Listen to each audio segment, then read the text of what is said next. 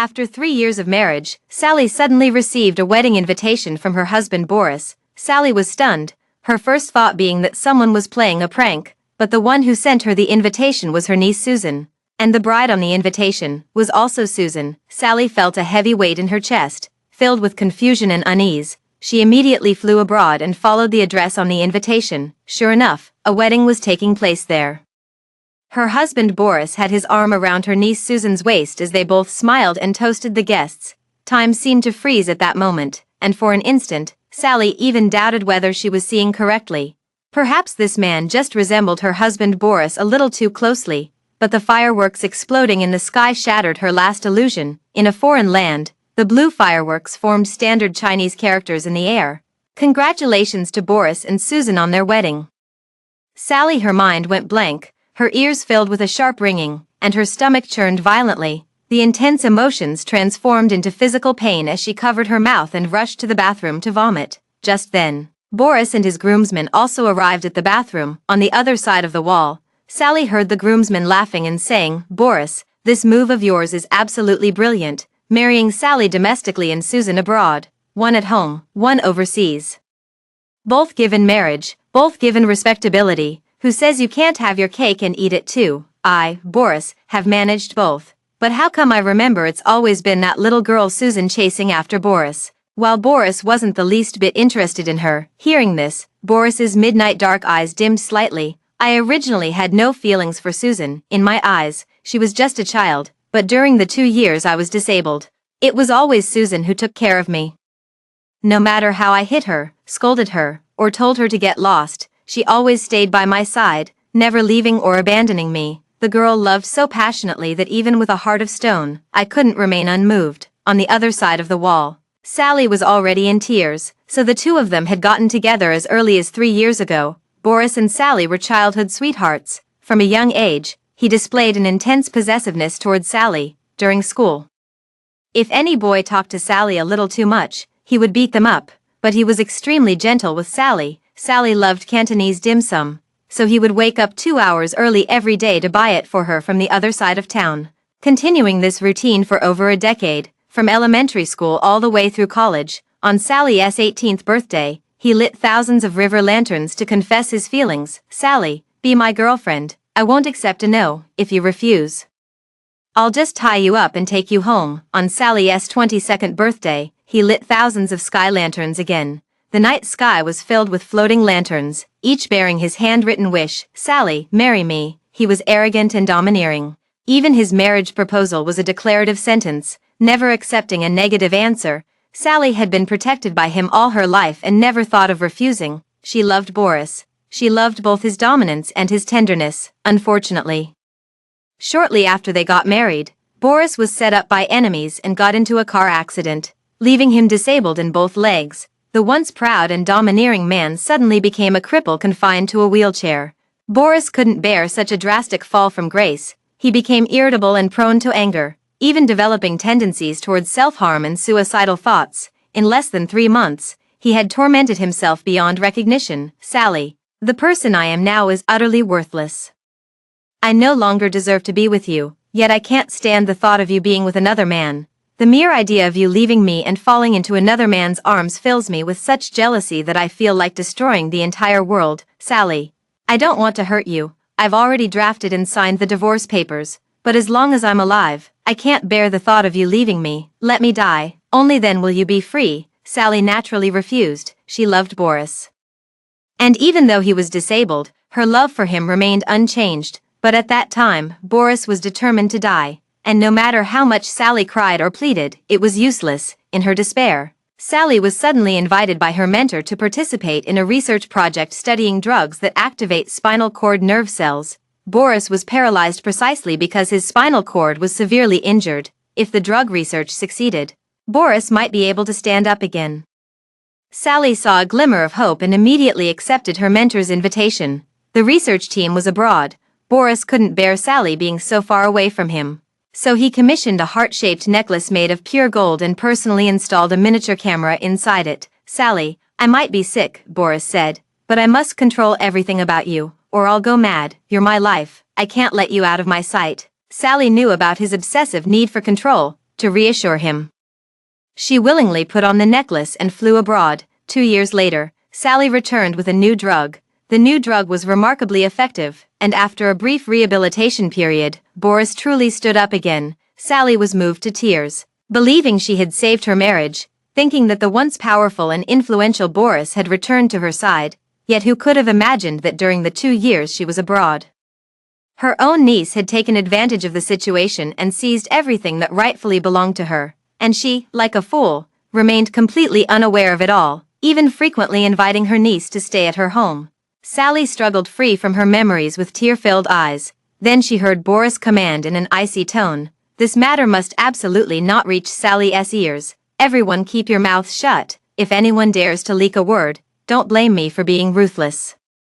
The groomsmen also laughed and said, "Don't worry, Boris, how would we dare? Sally's temper is no secret to us. She can't tolerate the slightest flaw. If she finds out about you and Susan, she'll leave you for good, and we'd have to atone with our lives." Sally smiled faintly. In a daze, she left the wedding banquet and boarded a flight home. Feeling as if she were half dreaming the entire way, everything seemed so unreal. After returning home, Sally retrieved a divorce agreement from the safe. This is Boris's divorce agreement, personally signed by him when he was disabled. At the time, Sally didn't sign it, but now, she signed her name on it without hesitation. "Boris, I never thought that what ultimately defeated us wasn't your disability, but the mere 2 years we spent apart. You said that during those 2 years of your disability, Susan never left your side. Then what about me? What does it make me? The one who ran to the desert for you, working day and night under your surveillance to extract drugs and conduct research for you. Since you can't be loyal, then I don't want you anymore." After signing the divorce agreement, Sally dialed her mentor's number. "Teacher, I've changed my mind," Sally said.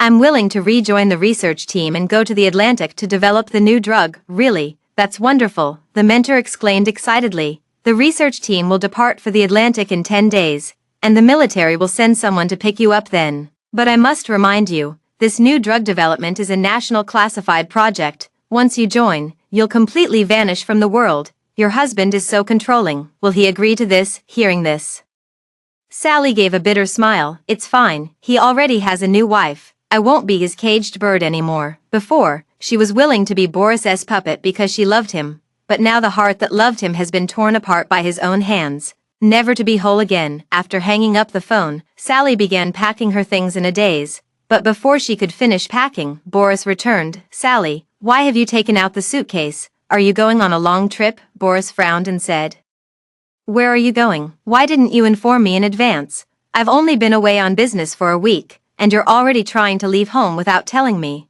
Sally lowered her eyes. "Do I not even have the right to go out anymore?" "Of course not." Boris softened his tone to coax her. "I'm just worried about your safety. After all, when I first came to power, I acted too ruthlessly and made many enemies. If you want to go on a long trip, I can accompany you. Sally, you are my life. I can't bear to have you out of my sight." Sally didn't speak, only silently thinking to herself, "What a pity, because in 10 days I'll completely vanish from your world. I just returned from a business trip. You're not allowed to go anywhere now. Just stay by my side." Boris took away Sally's suitcase, then lowered his head to kiss her. "Be good, I've prepared a surprise for you in the rose garden." Boris always brings Sally gifts whenever he returns from a business trip. He would hide the gifts in various corners of the house, then watch with adoration as Sally plays treasure hunt around the house. This used to be the couple's favorite game to play. Every time Boris was away on business, Sally would eagerly await his early return. But now, there was one more person in the rose garden. "Auntie." Susan rushed over and hugged Sally's arm tightly. "Uncle sent me here. He said he prepared a gift for me during this business trip, hidden in the rose garden." Sally is Susan's biological aunt. Logically speaking, after she married Boris, Susan should have started calling Boris uncle, but Susan refused to change her address, even though Sally had been married to Boris for 3 years. She still affectionately called him little uncle. "Auntie, let's go. We'll go treasure hunting together," Susan said excitedly. "Let's see what little uncle bought for us." What was once a treasure hunting game exclusive to the couple now included Susan. And Sally's expression darkened slightly. Noticing this, Boris softly coaxed, "Sally, don't be so petty. Yesterday was Susan's birthday, and I missed it, so I wanted to make it up to her with a gift today. Yesterday was Susan's 18th birthday. The moment she came of age, he couldn't wait to marry her."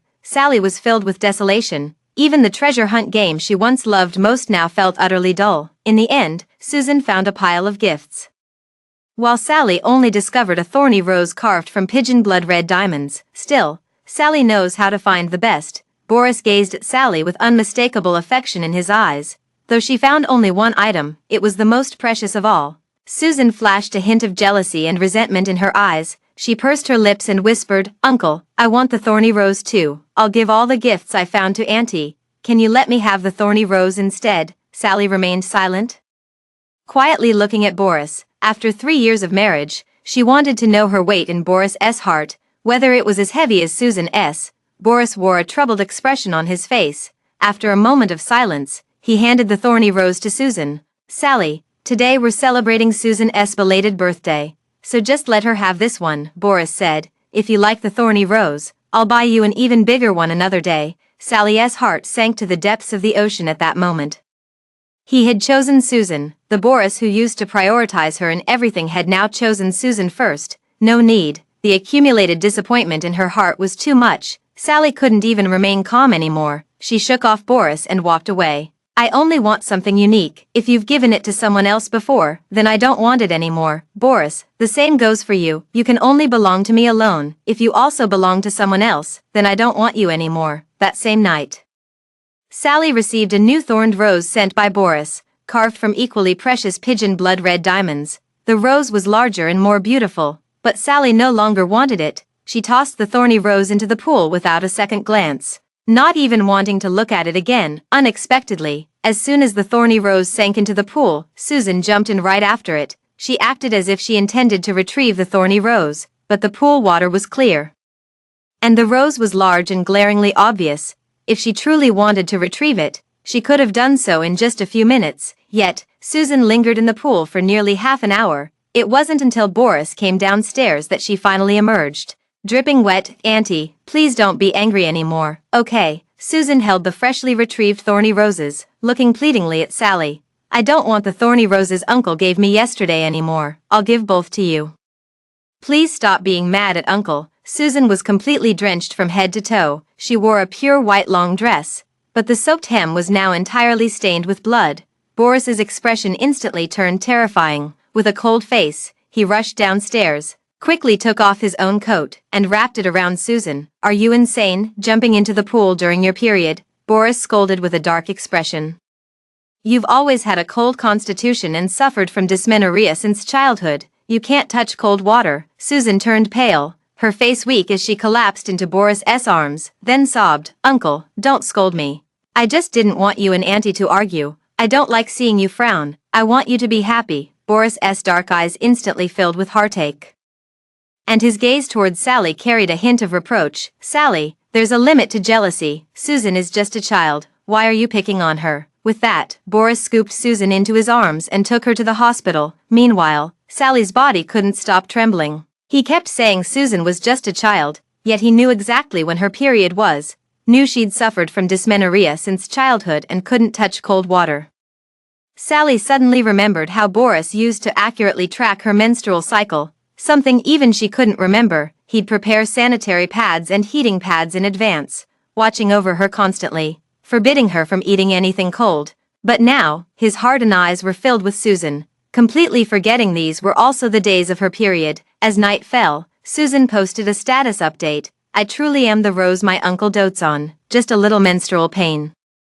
And he booked out the entire hospital, massaging my belly all night long." Sally stared fixedly at these words, feeling as if needles had been scattered into her eyes. Her menstrual pain was also severe. In the past, during every period, Boris would hold her on his lap, soothing her softly while massaging her abdomen with his warm, large hands. But now, Sally lay in agony, her face deathly pale, with only emptiness by her bedside. Boris already had someone else in his arms. The love he gave her was never unique. Her stomach ached increasingly. Sally curled up on the bed like a wounded little beast, clutching the blanket. She was in so much pain that cold sweat dripped down, and then she fell into a dazed sleep amidst the agony. She had just fallen asleep when sudden noise erupted outside. Sally struggled to open her eyes, then heard someone outside shouting at the top of their lungs, "Fire! The rose garden is on fire! Hurry and put it out." The roses in the rose garden were all Boris's handiwork. Across hundreds of acres, tens of thousands of rose bushes, each one was Boris's love letter to Sally. Sally, roses symbolize love. But store-bought roses are too cheap to represent my love for you, Boris said. That's why I built this rose garden for you. From now on, every day I'll give you roses I've grown with my own hands. Now, for some inexplicable reason, the rose garden was on fire, and Sally's heart involuntarily clenched. She threw on her coat and walked out with unsteady steps to see what was happening, but as soon as she stepped out, she was knocked over by a servant rushing to put out a fire and then fell down the stairs. When she regained consciousness, Sally found herself lying in a hospital. Boris was sitting by her hospital bed, his dark eyes bloodshot and his expression somewhat terrifying. "Sally, you're awake." Seeing that Sally had woken up, Boris's expression softened slightly. He grabbed Sally's hand and said with heartfelt concern, "You hit your head when you fell down the stairs. How do you feel now? Are you dizzy?" Sally shook her head and whispered softly, "I remember the rose garden caught fire." Boris's face darkened again as he hugged Sally and kissed her gently. "It's okay. If it's burned, then it's burned. If you like, I'll build you a new one." As soon as he finished speaking, a nurse suddenly rushed over. "Mr. Boris, Missy says she has a stomachache. Please go check on her." Boris's expression froze for a moment. He released Sally and said with forced nonchalance, "Sally, look, your sister and brother-in-law have spoiled Susan too much. Just some menstrual cramps and she's making such a fuss. I'll go check on her to make sure she doesn't bully the nurses. You rest well. I'll be back to keep you company soon." With that, he couldn't wait to leave. Sally felt a pang of bitterness in her heart. "Boris, was it my sister and brother-in-law who spoiled Susan? Or was it you who spoiled her?" Just as she was feeling upset, her phone suddenly vibrated. Susan had sent her a video. In the video, Susan was nestled in Boris's arms, crying pitifully. "Uncle, I'm sorry. It's all my fault. I'm so clumsy. If I had been more careful while searching for the gift yesterday and hadn't gotten my hand scratched by the rose thorns, you wouldn't have sent people to set the rose garden on fire to avenge me. And Auntie wouldn't have gotten hurt." Hearing this, Boris reached out and affectionately patted Susan's head. His tone was languid, carrying the arrogance of someone in power. "It's just a rose garden. If it's burned, then so be it. Susan, you're my woman. I won't let anyone harm you, not even inanimate objects. If they dare to hurt you, I'll reduce them to ashes." The video abruptly ended here. Sally's heart shattered into pieces at this very moment. Boris once said that every rose in the garden was his confession of love to Sally, but now, just because a rose thorn scratched Susan's hand, he sent someone to burn down her rose garden. Thousands of roses, thousands of I love yous, could not compare to a single thorn that pricked Susan's finger. In the following days, Boris kept shuttling between Sally's and Susan's hospital rooms. He wanted to take care of both sides, and he didn't want to let go of either. Sally only felt heartbroken and no longer wanted to engage in further communication with Boris. However, just as she was about to recover and be discharged from the hospital, Susan suddenly appeared in her ward. "Auntie, you're really calm. You even attended my and uncle's wedding but didn't dare to expose the affair." Susan, no longer her usual innocent self, smiled with pure malice. "You're such a coward. I can actually understand you. You're old. Naturally no match for someone young and beautiful like me. You're afraid that once the truth comes out, Uncle won't want you anymore. So you deliberately put on airs, pretending everything is peaceful and fine. That way, you can deceive yourself into thinking Uncle still loves you." At this point, Susan sneered. "You older women love to delude yourselves. Since you refuse to face reality, let me, your niece, help you out." Susan spoke while pulling out a bundle of explosives from her bag with a venomous smile. Sally froze instantly, her eyes widening in disbelief as she stared at Susan. "Susan, what are you trying to do?" "Don't worry, it won't kill you." Susan smiled sweetly. "I just want you to see clearly who Uncle will save first when we're both in danger." After speaking, Susan threw the explosive to an empty corner of the room. Boom! With a deafening explosion, the house collapsed. Sally and Susan were both buried under the rubble. Sand and stones flew through the air. Sally coughed violently. She tried to move but couldn't. She was stuck tight. A steel bar had pierced her shoulder, blood streaming down as her consciousness gradually faded. Amid the chaos, Sally saw Boris charging forward desperately. "Boris, I'm here," Sally shouted with her last ounce of strength. "Save me." Yet Boris seemed completely oblivious to Sally's pleas for help. His eyes were solely fixed on Susan. The man lifted the boulder crushing Susan, then pulled her protectively into his arms. his face filled with anguish. "Susan, don't be afraid, Uncle is here." Boris, who had always remained unshaken even in the face of catastrophe, now wore a rare expression of panic. He held Susan tightly, as if wishing to merge her into his very flesh and blood. Sally's tears poured forth uncontrollably in that instant.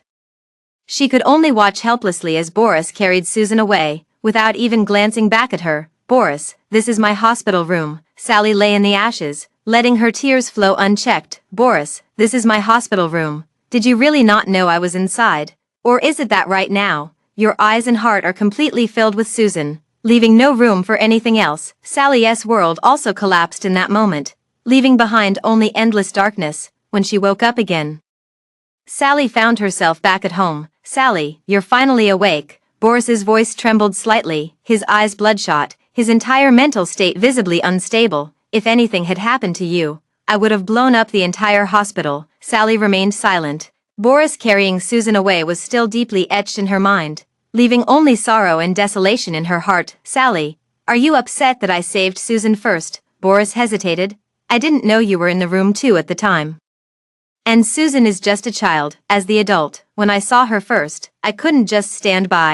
Saving her was just out of a sense of duty as an elder. But Sally, if anything were to happen to you, I would die with you," Boris said gently as he took hold of Sally's hand.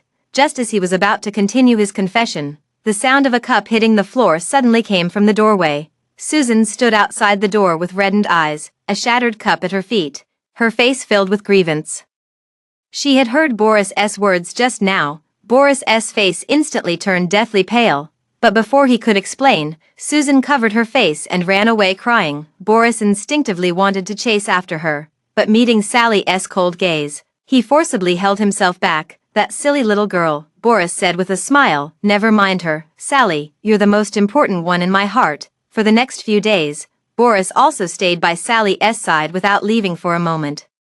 He turned down all his work and took meticulous care of Sally, personally feeding her, applying her medicine, and helping her wash her hands and feet. He even followed Sally to the bathroom, refusing to let her leave his sight for even a second. Until one day, news came from the Edwards family that Susan had gone missing. "Susan hasn't come home for an entire week," Susan's father said with a weary face. "Boris, have you seen Susan recently? Where on earth has that child gone?" Boris's face instantly turned terrifying. He immediately gathered all his subordinates and began searching the world for Susan. Sally watched calmly as Boris went mad, not a ripple in her eyes, because she was completely disappointed in Boris. No matter what Boris did, she wouldn't care anymore. Boris held absolute power in City A. Within just a single day, he managed to locate the missing Susan. Susan trembled like a frightened rabbit, shrinking into Boris's arms. She cautiously glanced at Sally before choking out, Auntie said I lacked virtue, that I seduced Uncle, so she sent me to a women's virtue school to learn discipline." This was the first time she had called Boris Uncle. Boris radiated an intimidating aura. His icy gaze fell upon Sally, the sheer pressure of his stare rendering speech impossible. "Sally, there are limits to jealousy. Susan is still just a child. What kind of place is a women's virtue academy, learning rules? That's just a place specifically designed to torture people." Susan was electrocuted and whipped there. She almost died inside. He didn't even ask Sally, directly passing judgment on Sally. If it were in the past, Sally would have been utterly devastated. But now, she no longer cares. "I didn't do it," Sally said calmly. "Believe it or not, I'm tired and want to rest." After speaking, Sally lay back down, leaving Boris with nothing but her cold yet stubborn back.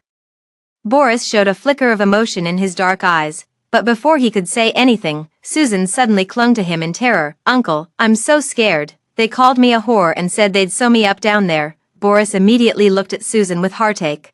"Don't be afraid, sweetheart. As long as I'm here, no one will hurt you." Sally closed her eyes, unwilling to see, to hear, or to think about anything anymore. Tomorrow she would leave, and regarding Boris, she had nothing left to say except farewell. However, that very night, someone broke into Sally's room. Before Sally could cry for help, the intruder drugged Sally into unconsciousness, then swiftly covered her head with a black cloth and abducted her with practiced efficiency. When Sally regained consciousness, she found herself bound hand and foot, her head covered with a black cloth, and her mouth sealed with multiple layers of tape. "What's going on?" Sally was completely bewildered.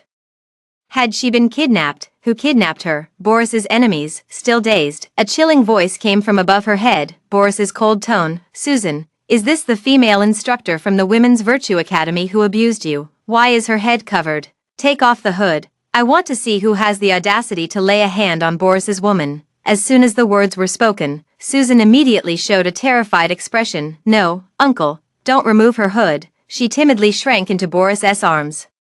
Then sobbed, Uncle, I'm scared. This female instructor tortured me for a whole week. I've developed psychological trauma. I'm terrified just seeing her face. All right, we won't remove it then. Boris gently comforted her. There, don't cry. Uncle will get justice for you. Listening to their conversation, Sally finally understood. This so-called Women's Virtue Academy was all Susan's own staged performance. Her kidnapping was undoubtedly Susan's doing. She went through all this trouble just to have Boris personally torment her. Sally broke out in a cold sweat. Boris's methods of torture were notoriously brutal. Falling into his hands would make death seem like a mercy. MMMPH. Sally struggled desperately, trying to make any noise that might let Boris recognize her, but her mouth was tightly sealed, rendering her completely unable to speak. As she thrashed, Boris strolled over casually. He ordered his men to pin Sally's right hand to the table, then picked up a hammer with a smile. Was it with this hand that you whipped Susan? Boris's voice carried a laugh, but in the next moment, with a swift motion, the hammer came down hard on Sally's little finger. Bang! As the saying goes, pain in one finger affects the whole heart.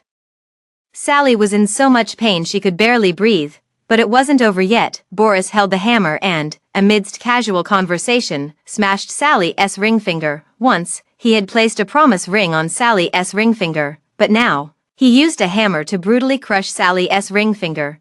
The excruciating pain made Sally see black, yet at this moment, unconsciousness became a luxury. Sally had barely passed out for less than 2 seconds before being jolted awake by pepper spray. Don't pass out. Boris chuckled lowly, his voice sickly yet magnetic. The night is still long, and we have plenty of time to play. Sally had never realized that a single night could feel so endlessly long. Her right hand, the one she used for experiments, had each finger Boris personally smashed into comminuted fractures with a hammer. The pain had become so intense that she could no longer even feel it, her desolate heart left with nothing but despair. But Boris wasn't about to let her off easily. Noticing her diminishing sensitivity to pain, Boris smiled and ordered his men to bring 2 vials of a special drug. This is what the CIA uses to interrogate prisoners abroad. Boris whispered like a ghost. It amplifies pain 100-fold. And no matter how much it hurts, you'll remain fully conscious. With that, Boris injected both doses of the drug into Sally's body. In an instant, all her senses were magnified 1,000-fold, and overwhelming pain came crashing down.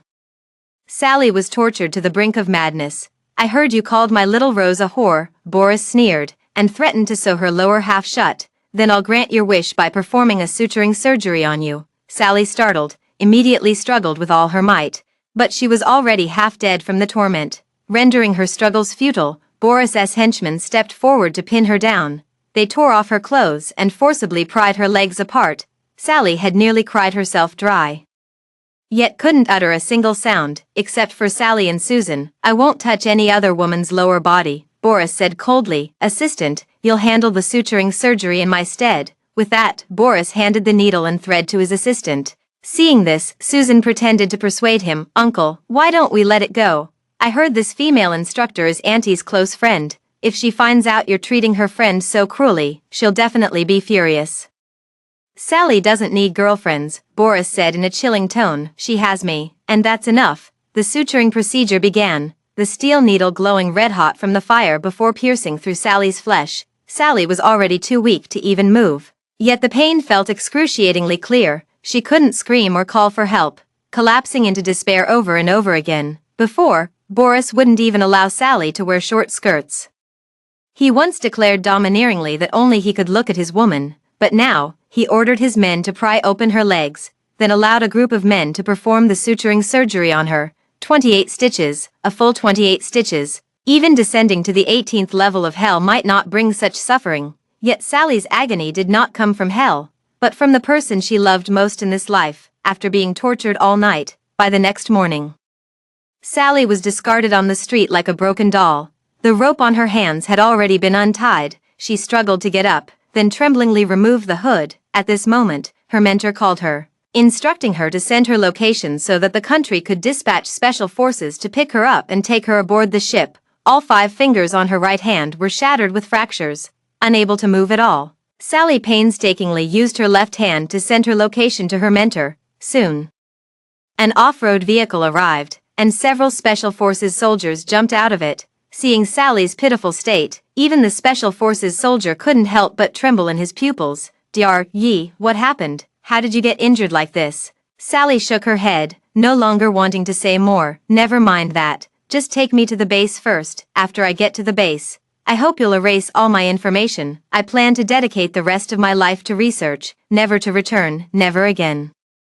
The Special Forces soldier helped Sally into the off-road vehicle. As soon as she got in, Sally received a text message from Boris. Sally, don't be angry. If you suspect anything between me and Susan, I'll send Susan abroad tomorrow and never see her again. You're the most important person in my life. I love you more than anything. Reading this text message, Sally's hands trembled uncontrollably. Suddenly, she remembered how Boris had kissed the golden heart-shaped necklace with a hidden micro-camera around her neck before she left with the research team last time. Whispering in a paranoid and sickly tone, Sally, you're mine. Don't even think about running away. You'll never escape my grasp. At that time, Sally willingly put on that heart-shaped necklace, voluntarily submitting to his control, willingly becoming a plaything in his hands. But now, Sally has taken off the necklace and asked a Special Forces soldier to mail it back to Boris. After removing the necklace, she felt an overwhelming sense of relief. The breeze drifted through the car window, gently caressing her face. She closed her eyes,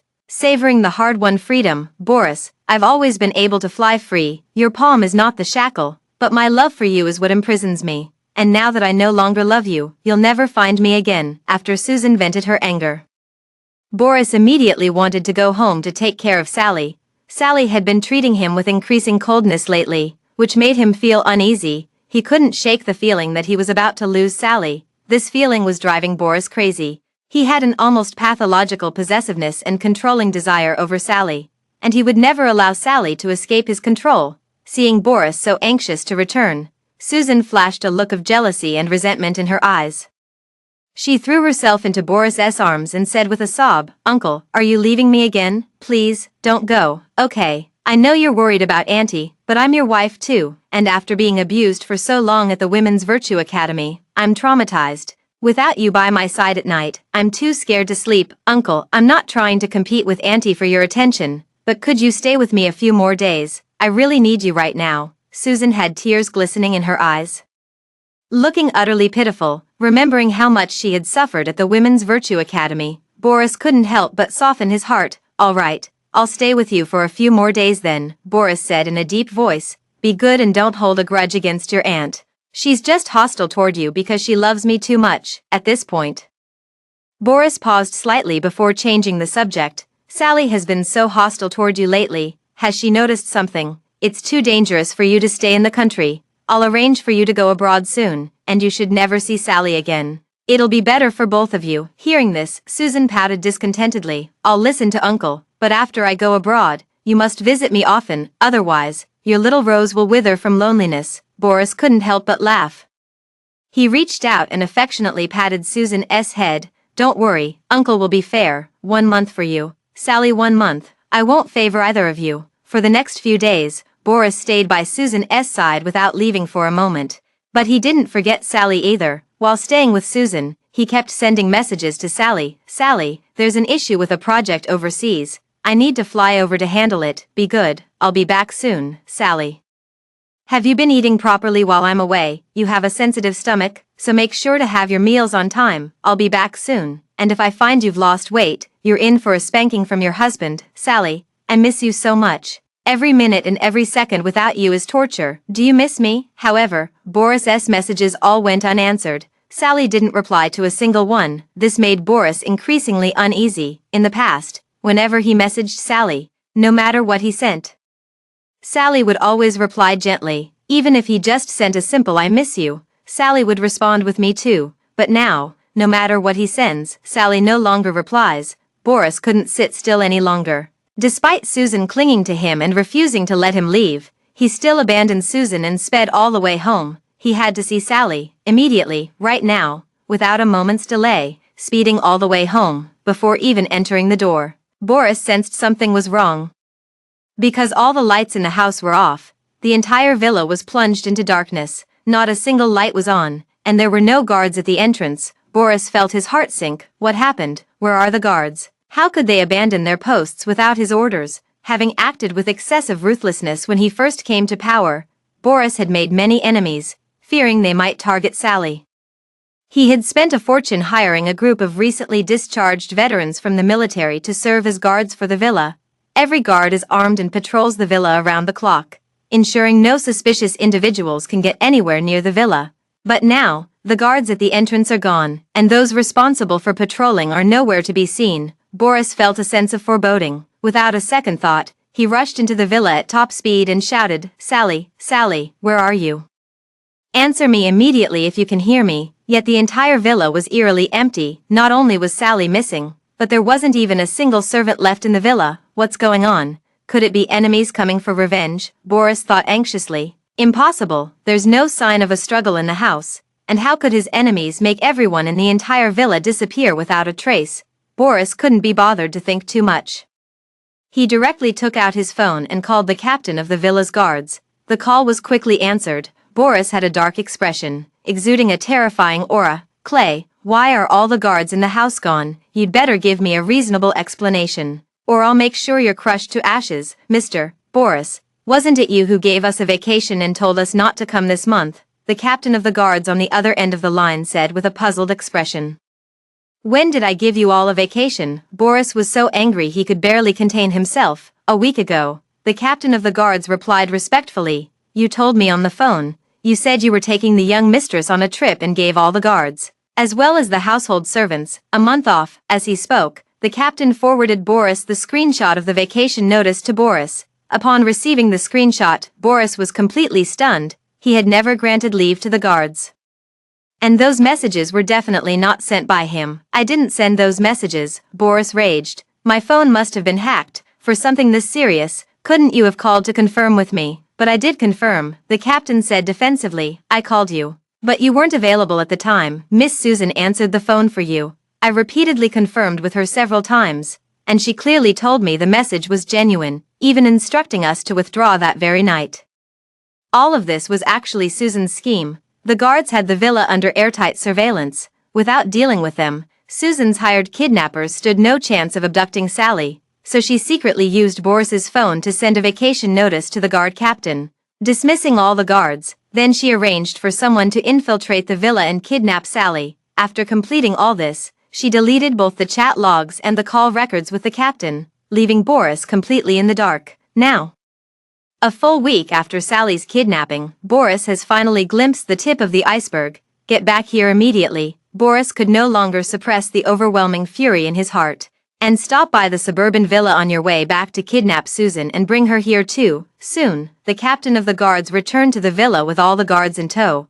Also brought along was Susan, still in her pajamas. Boris's expression was terrifyingly grim, casting an oppressive atmosphere over the entire villa. His icy gaze, sharp as a blade, fell upon Susan. "Explain yourself. Why did you take my phone and secretly message Clay, telling him to leave with all the guards?" "Uncle, what are you talking about?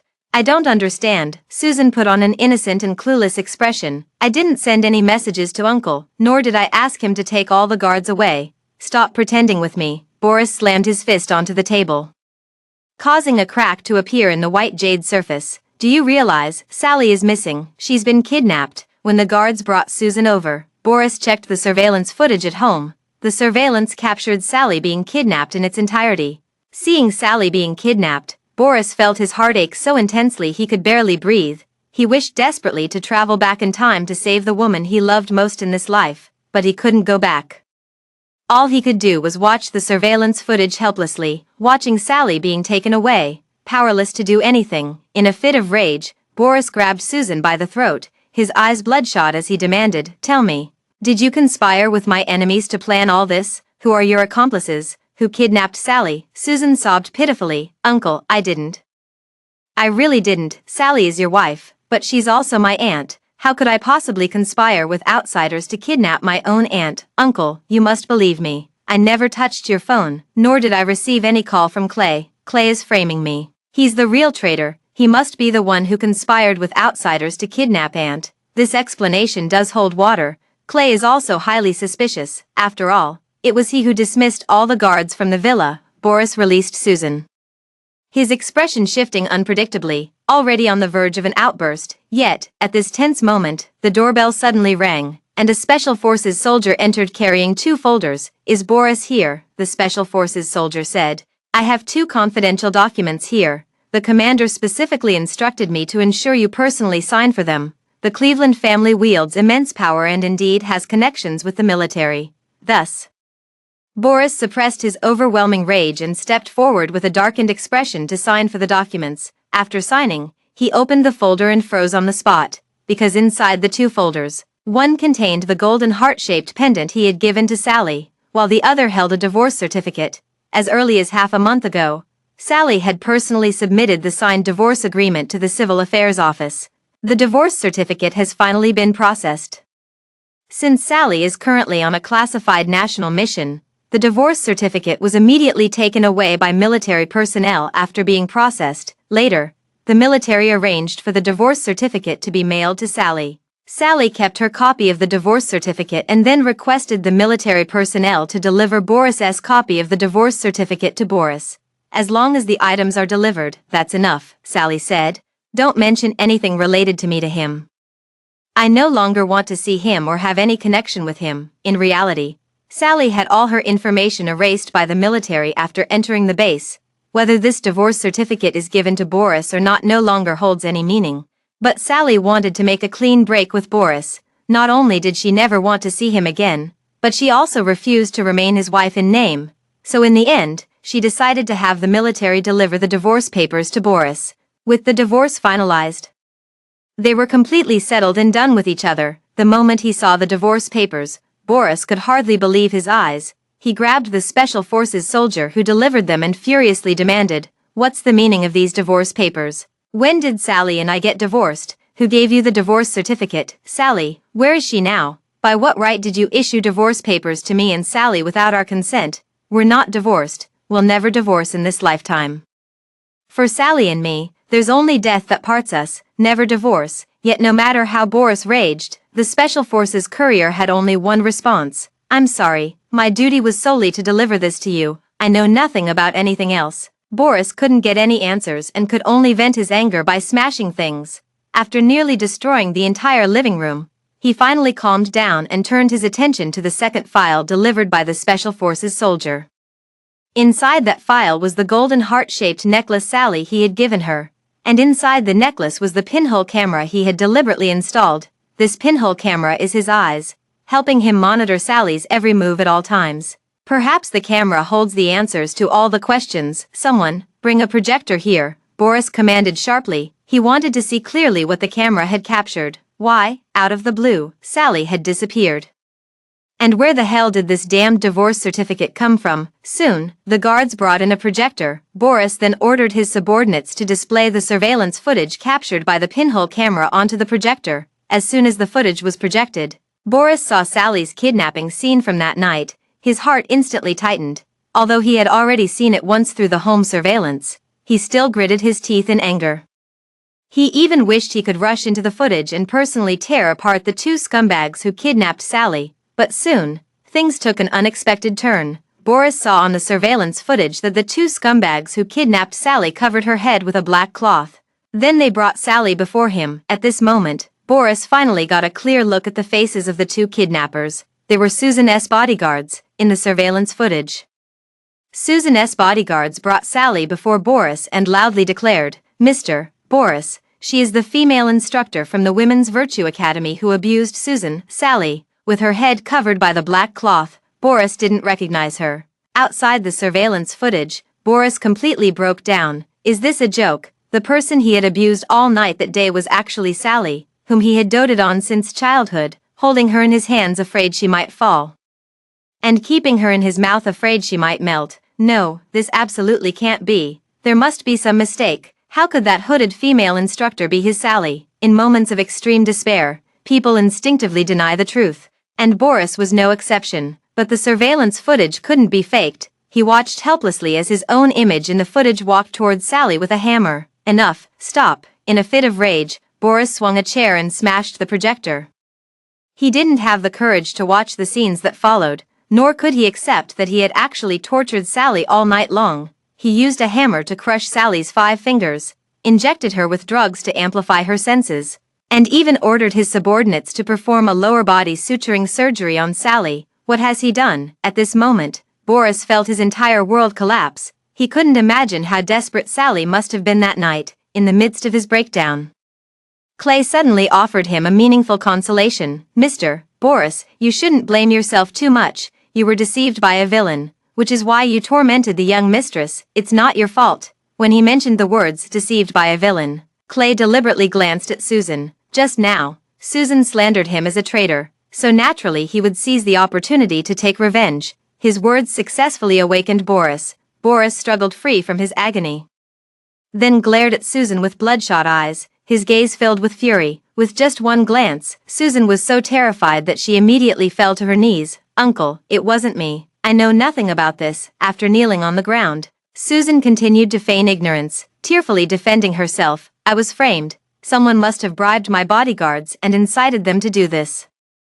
Unfortunately, no matter what she says this time, Boris won't believe her anymore. Boris coldly stepped closer to Susan, holding the iron rod Clay had just handed him. Bitch, without a shred of mercy, Boris swung the iron rod at Susan. I treated you so well, yet you schemed against me like this. Sally is my life. From childhood till now, I've never let anyone lay a finger on her. But you used such a vile trick to make me abuse Sally with my own hands. I'd rather have 5 of my own fingers broken than let Sally suffer even a scratch. Boris cursed furiously as he swung an iron rod at Susan with brutal force. Susan was soon beaten bloody, but Boris remained unsatisfied. He ordered his men to pin Susan's hands on the table, then screamed hysterically, "Someone, bring me a hammer." Susan's face instantly turned deathly pale with terror. She cried desperately, "No, uncle, I know I was wrong. Please spare me. I'll never dare again." But what answered her was Boris's ruthless sneer. "Everyone who hurt Sally will pay 10-fold, 100-fold. Susan, prepare yourself. Tonight will be long, all night." Susan's screams echoed over the villa. Boris kept his word. Everyone who hurt Sally would pay 10-fold, 100-fold. So that night, his abuse of Susan was even more brutal and inhuman. Susan had schemed to shatter Sally's 5 fingers, so he crushed all 10 of Susan's fingers and toes. Susan was left completely broken. Not only that, he also pulled out Susan's teeth one by one, then personally used steel needles to sew shut Susan's slanderous mouth. Of course, along with being sewn shut, Susan's lower body was also stitched up.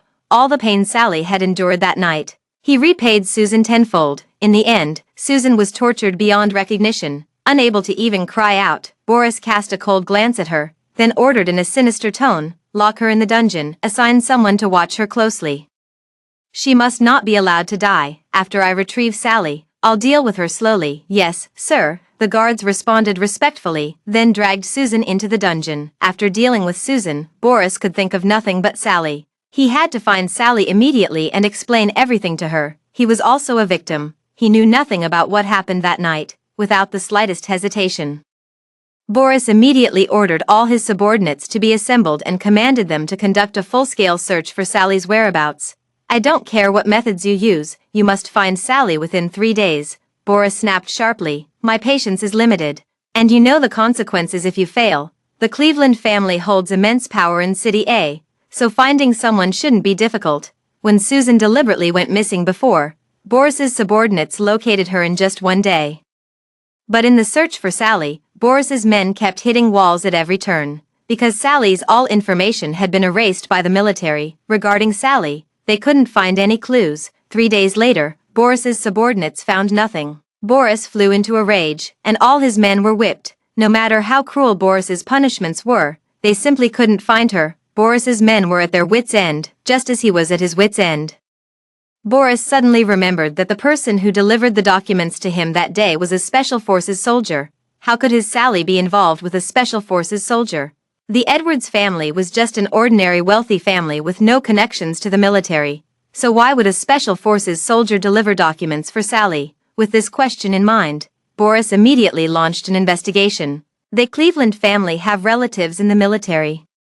Military intelligence is the hardest to obtain, but fortunately, the Cleveland family is indeed powerful. Despite some effort, Boris managed to find out that Sally had joined a classified scientific research project involving state secrets. With its base located in the Atlantic, without any hesitation, Boris immediately flew to the Atlantic. Sally was involved in a classified scientific research project, so naturally, the project's base wasn't a place just anyone could enter. But the Cleveland family also owns a pharmaceutical company, and their pharmaceutical company collaborates with the military as well. Additionally, Boris had relatives in the military, so after some maneuvering, he entered the Atlantic Pharmaceutical Research Base as a consultant. At this very moment, Sally was leading the research team in extracting medicinal compounds from a recently captured octopus. The drug they were developing this time was related to marine life, which is why the base was located in the Atlantic. The self-healing ability of octopuses is astonishing. Their tentacles can regenerate indefinitely after being severed, Sally said.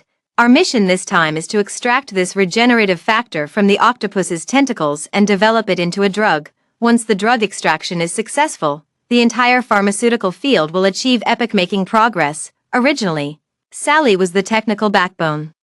She was very familiar with high-end medical equipment and exceptionally skilled at operating these devices to extract drug compounds. But before coming to the base, Boris smashed her fingers with a hammer. All 5 fingers on her right hand suffered comminuted fractures.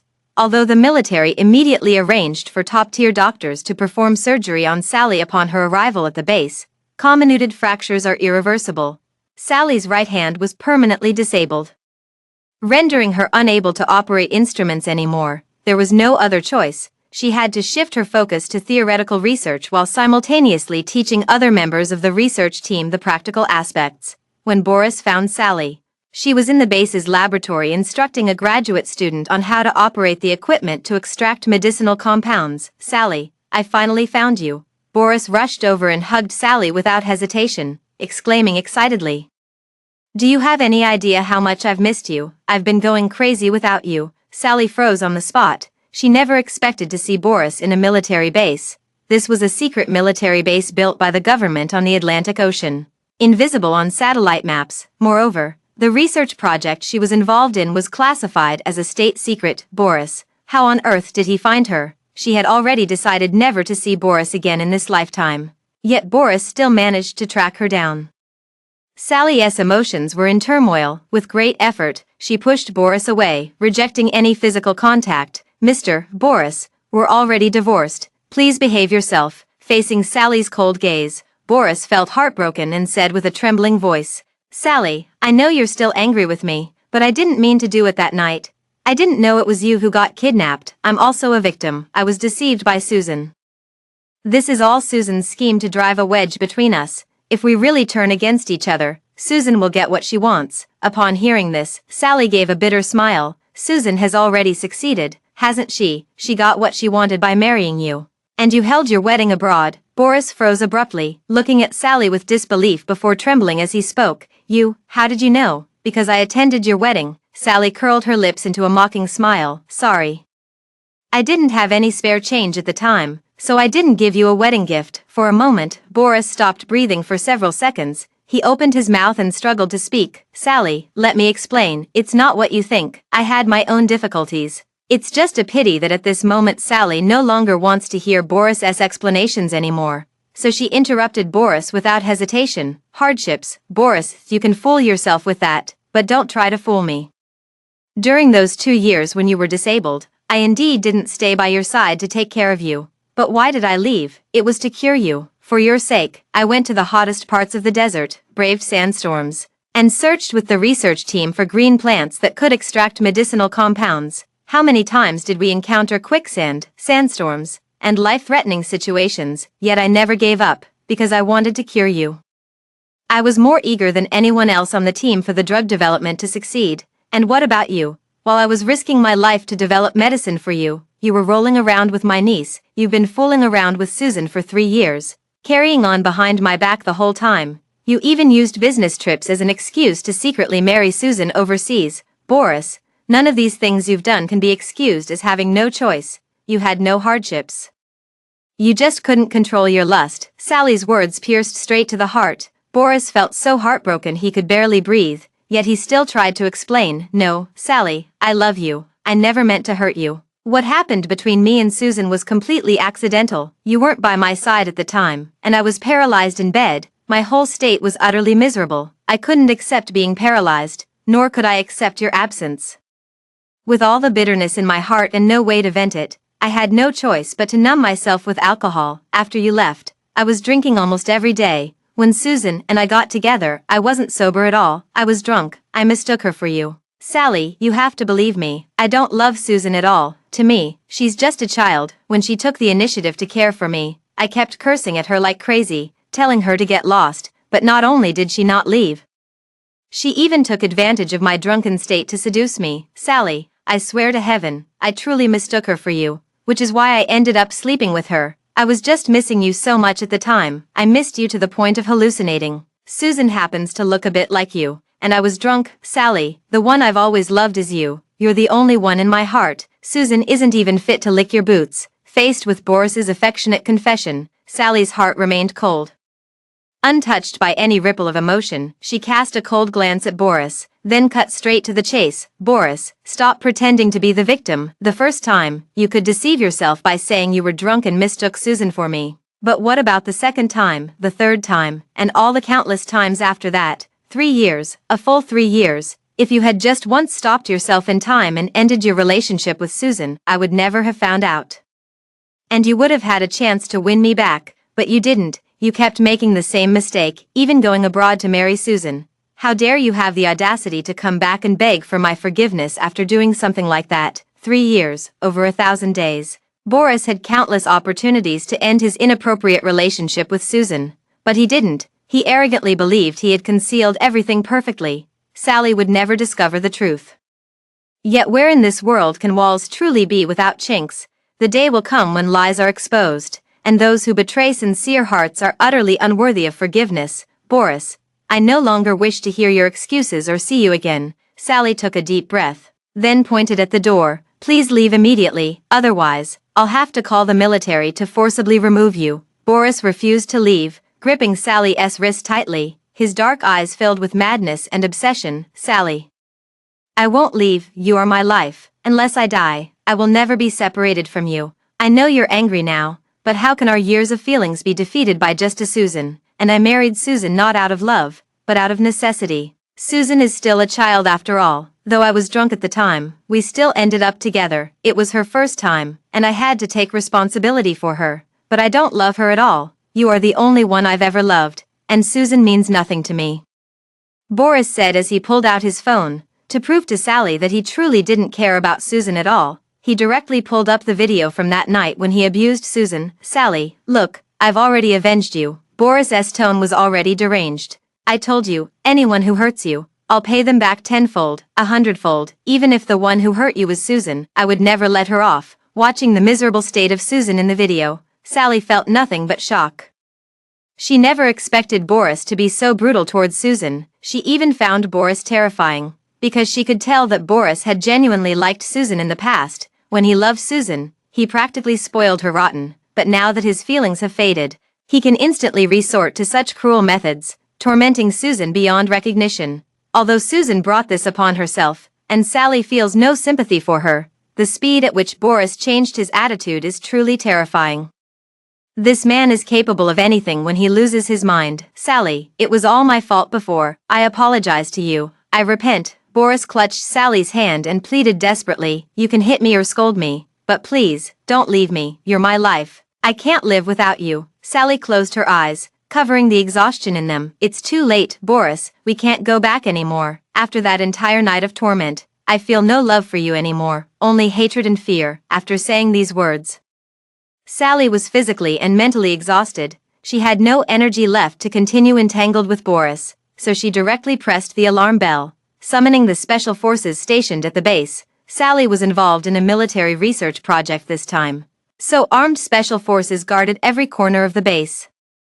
Although Boris could dominate outside, within the military base, he had to follow the rules and couldn't act recklessly, otherwise, The base is located in international waters of the Atlantic Ocean. And killing someone in international waters is not illegal. Dare to cause trouble at a military base. One shot, and there's no need to dispose of the body. Just throw it into the sea for the sharks. Sally after pressing the alarm bell. Special Forces soldiers immediately rushed in with guns. Dr. Yi. What happened?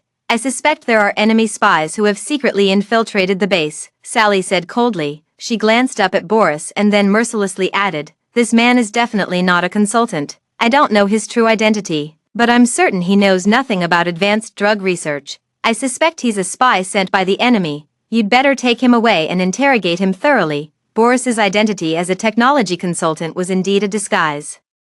Only the top military officials knew his true identity, and the special forces guarding the base had no idea who he really was. Thus, Sally's words immediately put the special forces on high alert. They instantly raised their guns and aimed at Boris, shouting, hands up, don't move. Boris never expected that Sally would go so far as to falsely accuse him of being an enemy spy just to get rid of him, and he indeed concealed his true identity, once taken away by the special forces.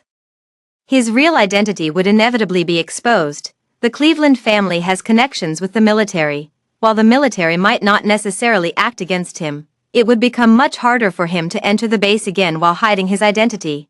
Sally, being the highly intelligent female scientist she is, knew that if she told the special forces that Boris was her ex-husband who was now harassing her, they might consider it Sally's personal matter and be reluctant to intervene. Moreover, they would likely think that since Boris could infiltrate a military base while hiding his identity, he must have powerful backing.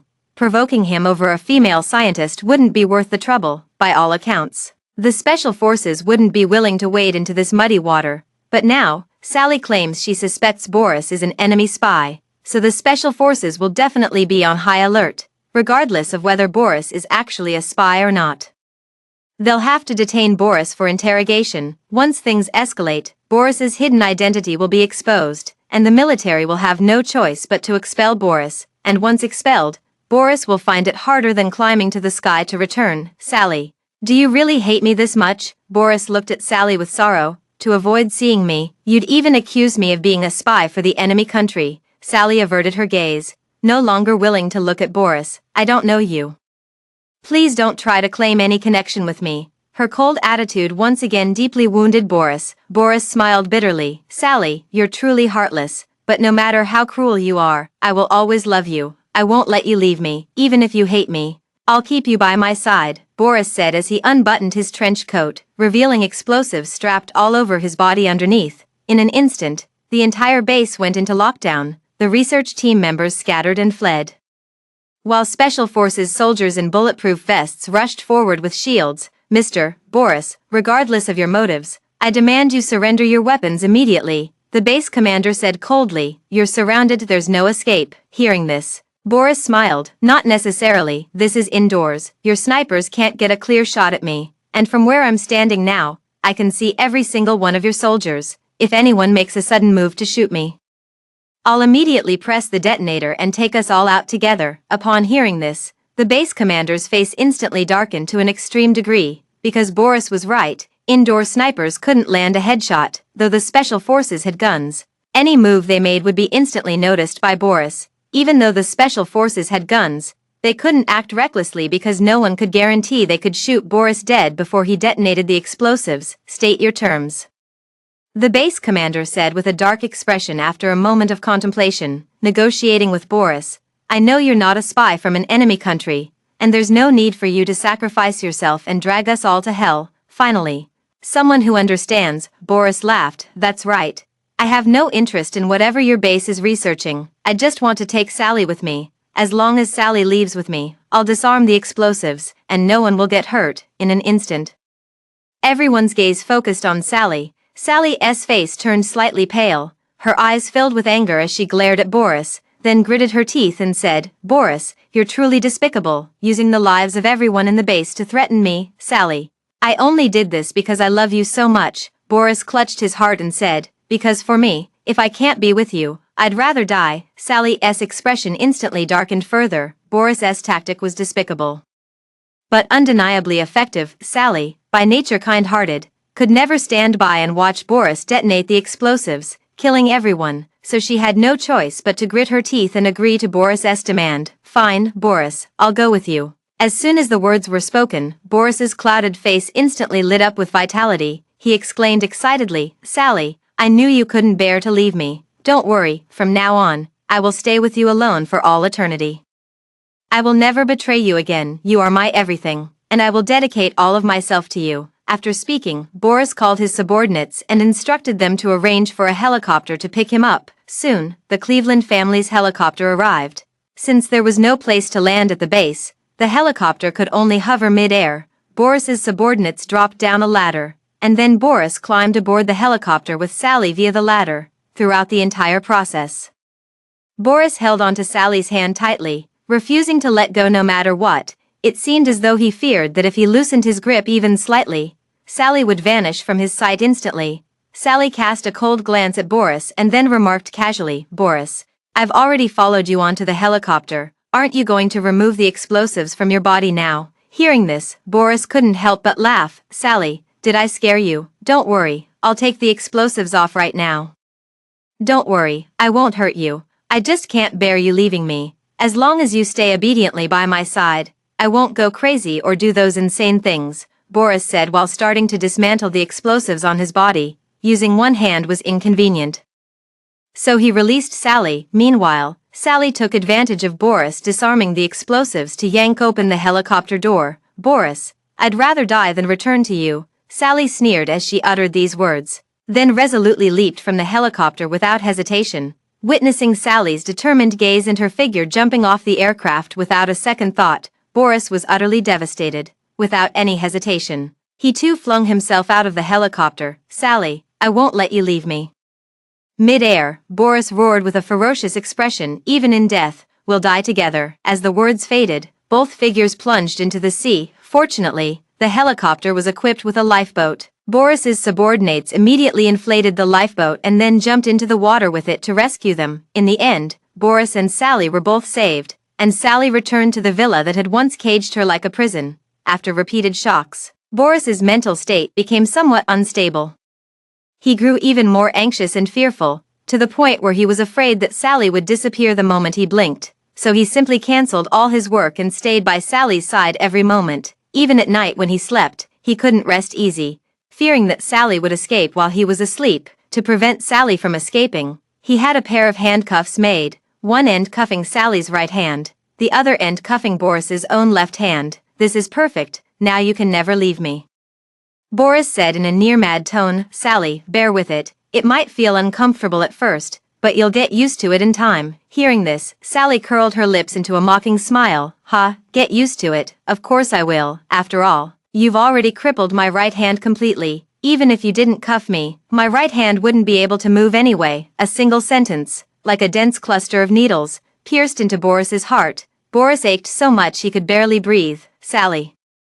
I'm sorry, Boris choked out. I know no amount of apologies can make up for the pain I've caused you, but if it means earning your forgiveness, I'm willing to do anything. After saying these words, Boris seemed to have made a momentous decision as he ordered his subordinates to bring a hammer. Sally, I told you, I won't let anyone who hurt you get away with it, Boris said coldly. That's the truth, even if the one who hurt you was me. I wouldn't let myself off either. Even though I didn't know it was you who got kidnapped at the time, I admit it was me who crippled your hand. Since I've broken 5 of your fingers, I'll now return 5 fingers to you. After all, my left hand is tied to your right hand.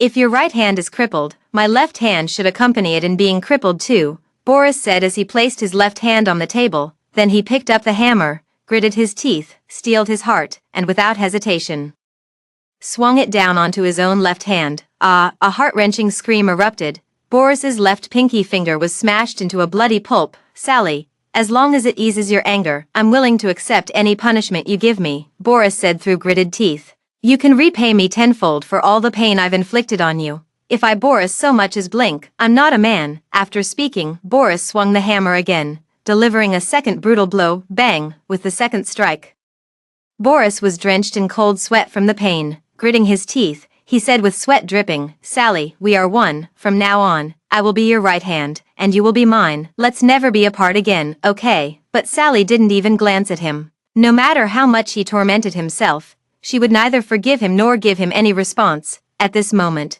Boris felt that even having his fingers crushed couldn't compare to the pain in his heart, yet he forced a relaxed smile and said, "It's okay, Sally, it's fine if you don't forgive me now, I'll spend the rest of my life making amends to you." With that, Boris smashed down a third hammer blow, then came the fourth, the fifth. His entire left hand was completely mangled, blood pooling across the table. Seeing this, Sally finally turned to look at Boris, "Do you think this is over? Don't forget what else you did that night." Boris's breath caught in his throat, even without Sally's reminder. He remembered all too well what else he had done that night. He ordered his subordinates to perform a suturing operation on the woman he loved most. That day, Sally was brought to the Atlantic base while her lower body was still in a sutured state. The Atlantic base had stationed doctors, but Sally was too severely injured. The base doctors dared not operate on her, so the base commander had to urgently contact the military, requesting them to send their finest military surgeon to treat Sally's injuries. When the military surgeon saw Sally's bloodied and mangled lower body, they all gasped in shock. Even now, after more than 3 months have passed, Sally's lower body still hasn't fully recovered. How could she possibly forgive Boris? Although Boris was unaware that day, he has become her eternal nightmare. Every time she sees him now, she can't help but recall what happened that night, and her body trembles uncontrollably. There's absolutely no chance of them getting back together. Boris clearly knows too well that the harm he inflicted on Sally was too deep and cruel. Even if all 5 of his fingers were smashed, or every bone in his body shattered, Sally could never forgive him. "Sally, don't be like this, give me another chance," Boris said in agony. "I know that to be truly fair, I should pick up a hammer and smash my own lower half to pieces. I can't become a rootless eunuch. I love you, and I still want to spend the rest of my life with you in sweet happiness. Sally, how about this? From now on, every night, I'll order my subordinates to whip me 99 times with a spiked whip, and before the whipping, I'll inject myself with a drug that amplifies my senses. If you're still not satisfied, you can take the whip and lash me yourself, or hit me with an iron rod. As long as it eases your anger, you can do whatever you want." But Sally just coldly turned her face away. "I'm not interested in tormenting you, I just want to leave you forever." Her resolute tone deeply wounded Boris's heart, yet even in pain, Boris still longed to hold Sally tightly, unwilling to let go. "Hey Sally, I know you're angry right now, and it's okay if you stay mad, I understand, and I'll slowly earn your forgiveness," Boris said with a self-deceiving smile. For the entire month that followed, Boris kept his word. Every night, he would order his subordinates to whip him mercilessly with thorned lashes until he was covered in blood and wounds.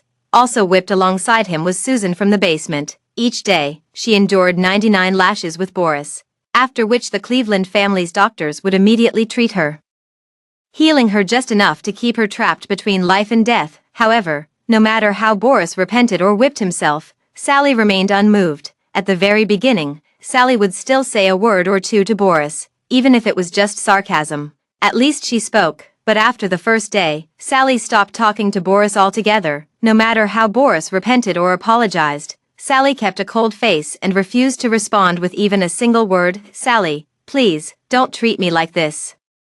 Boris was almost breaking down. "Say something to me, please, anything will do, even if you just scold me a little." Faced with Boris's desperate pleas, Sally only coldly replied with 4 words, "Let me leave." "Impossible, Sally, unless I die. I will never let you go," Boris declared without hesitation. So Sally turned her face away again and fell silent. She tried to block out everything around her, not looking, not listening, not thinking, as if Boris didn't exist.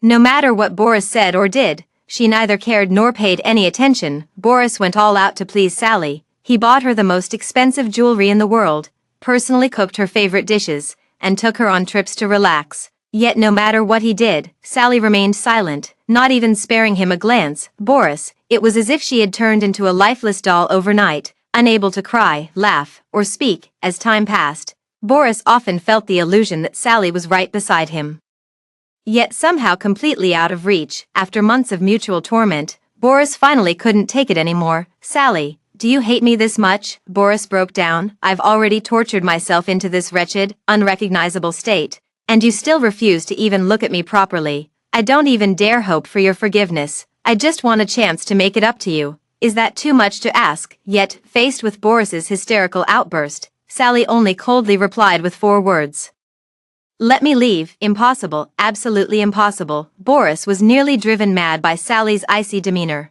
Gasping for breath, he screamed with a voice that seemed to bleed, "Sally, I told you, unless I die, you'll never escape from my side." So Sally averted her gaze, reverting back to that doll-like state, unable to cry, smile, or speak. Even though Boris stood right before her, she remained icy, shutting Boris out of her world. She wouldn't speak to him. Nor would she spare him another glance. Boris felt his heart bleeding. He grabbed Sally's chin, forcing Sally to look at him. "Sally, will you only forgive me if I die?" Sally cast a cold glance at Boris. They had been tormenting each other like this for over half a year, and Sally was exhausted. If death could free her from Boris, she was willing to try. Then Sally smiled. She stared fixedly at Boris and said coldly, "Boris, let's play a game." This was the first time in over half a year that Sally had smiled at Boris. Boris was instantly stunned. At this moment, not only was he willing to play a game with Sally, but even if Sally asked for his life, he would gladly give it. "Great." Boris eagerly agreed. "Sally, what game do you want to play?" "Whatever you want to play, I'll play with you." "Let's gamble with our lives," Sally whispered. "Boris, I can't forgive you, so I'll leave the choice to fate. Let's play Russian roulette. 6 chambers, 3 bullets. We'll take turns pointing the gun at each other's heads. If in the end, neither of us dies, it means fate has forgiven you on my behalf, and I'll follow fate's will, forgiving you one last time. And if one of us dies, the game ends, and both you and I will be free." Hearing this, Boris immediately grasped Sally's hand and declared passionately, "Sally, if you die, I won't hesitate to pull the trigger and join you in the next world." However, this heartfelt confession failed to evoke Sally's slightest emotion. Sally remained cold as ever. "Boris, if you die, I won't follow you in death. I'll forget you completely and live on." Boris felt another pang in his heart, but he said nothing, knowing he had long lost the right to ask Sally to die for him. The Russian roulette game was extremely dangerous. 6 chambers, 3 bullets, with a near 50% chance of death, yet Boris agreed. Because he knew this might be Sally's only chance to forgive him. So, Boris ordered his men to bring the pistol. "Sally, I love you, and I can't bear to let you risk getting shot in the head by gambling your life with me." Boris gripped the pistol. "So instead of taking turns, I'll fire 3 shots myself. If I don't die in the end, it will prove that the entire universe is demanding you forgive me. You can't defy the will of the cosmos. You must forgive me." Hearing this, Sally lowered her eyes and softly replied, "All right." Yet in her heart, she thought, if after 3 shots, Boris still miraculously survived, she would snatch the gun and blow her own brains out, because now, she would rather die than stay with Boris any longer. Boris had no idea about Sally's inner turmoil. He took a deep breath, then picked up the Russian revolver and pressed the barrel against his own head. "Sally, I love you." Boris gazed into Sally's beautiful peach blossom eyes and confessed with a smile. As the words fell, he pulled the trigger. Bang, a loud bang. It was a blank. Boris couldn't help but smile. "Sally, 2 more shots to go. I believe my love for you can overcome everything." Bang, another blank. Boris remained unharmed. "Sally, just 1 bullet left." Boris gazed tenderly at Sally. "I love you. May Cupid bless me now." Immediately after, Boris fired a 3rd shot. Bang, the bullet flew out. Blood spilled all over the ground. Boris betrayed love, and naturally, the god of love would not bless him. Looking at Boris's body lying in a pool of blood, Sally's eyes couldn't help but moisten. After all, the two had loved each other so passionately at that. And now faced with life and death parting, how could one remain unmoved? "Boris, this is truly goodbye." Sally retrieved the handcuff key from Boris's body, then unlocked the cuffs from her wrists and strode away. Now she was truly free. She would live well, just as she had promised moments before. Later, Sally returned to the Marine Research Base, devoting the rest of her life to scientific work and never remarried. Love is an unsolvable puzzle. She no longer wants to waste her life on elusive romance. Beyond love, her life holds science and distant horizons.